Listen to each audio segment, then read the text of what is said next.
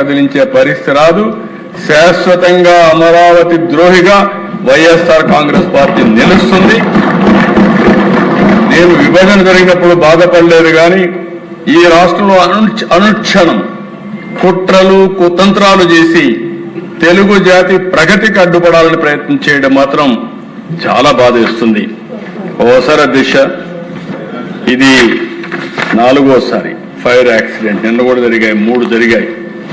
ప్రధానమంత్రి వచ్చినప్పుడు ఒకసారి ఇదే మరి ఫైర్ యాక్సిడెంట్ జరిగింది.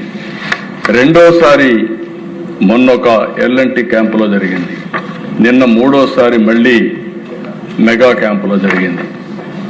ఇన్ని జరుగుతున్నాయంటే నేను కూడా చాలా స్పష్టంగా పోలీసులకు ఆదేశాలు ఇచ్చాను, సిట్టు కూడా వేశాం. ఎవడైనా సరే అమరావతిలో కానీ జోక్యం చేసుకున్నా, వైలెన్స్ క్రియేట్ చేసినా, సెబటైజ్ చేసినా అదే వాళ్ళకి చివరి రోజు అవుతుంది. గుర్తుపెట్టుకోని మరి ఒక్కసారి హెచ్చరిస్తున్నాను. ఎవరైనా గుర్తుపెట్టుకోవాల్సిన అవసరం ఉంది. అధ్యక్ష, నేను 4వసారి ముఖ్యమంత్రి అయ్యాను. 48 సంవత్సరాలు రాజకీయాల్లో ఉన్నా.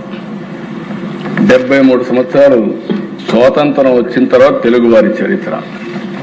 25 సంవత్సరాలు కాకుండా మిగిలిన సమయంలో నేను ప్రత్యక్ష రాజకీయాల్లో ఉన్నా. ఎమ్మెల్యే, పార్టీ రాజకీయాలు, అక్కడి నుంచి హైకమాండ్, పార్టీలు రన్ చేయడం ఉన్నా. ఈ గౌరవం నాకు ఇచ్చింది అధ్యక్ష, తెలుగు జాతి గౌరవం ఇచ్చారు. అవును, నిత్యం నాకు గుర్తుంటుంది. ఈ రాష్ట్రంలో అధ్యక్ష ఏ ఒక్క వ్యక్తికి కూడా ఇంత సుదీర్ఘ రాజకీయ కాలంలో పార్టీని రన్ చేసే అవకాశాన్ని ఇవ్వలేదు. అంటే దగ్గర 9.5 సంవత్సరాల ముఖ్యమంత్రి, సమైక్య ఆంధ్రప్రదేశ్లో 10 సంవత్సరాల అపోజిషన్ లీడర్ని. అదే సమయంలో ఇక్కడ 2వసారి ముఖ్యమంత్రిని, ఒకసారి అపోజిషన్ లీడర్ని. ఇన్నేళ్లలో నేను చూసిన దిశ, నా లక్ష్యం ఒకటే, నా ఆలోచన ఒకటే. ఆ రోజు సైబరాబాద్ని అభివృద్ధి చేశాం.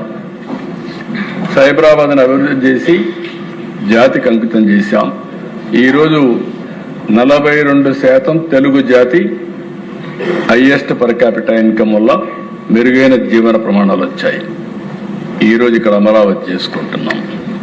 ఒక్క అమరావతి